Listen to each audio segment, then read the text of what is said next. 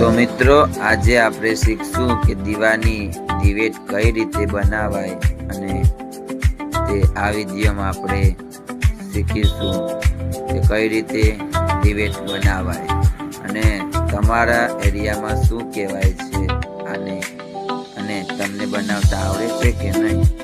અમે તો આને દીવાની બાટ કહીએ છીએ। તમે શું કહો છો કમેન્ટ કરજો મિત્રો। અને તમને બનાવતા આવડે છે કે નહીં કમેન્ટ કરજો। હવે તમને દીવાની દિવેટ બનાવતા આવડી ગયો હોય તો આ વિડીયોને કરી લેજો લાઈક અને ચેનલને કરી લેજો સબસ્ક્રાઇબ।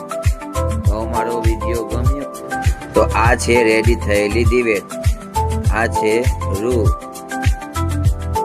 તમે શું કહો છો કમેન્ટ કરજો।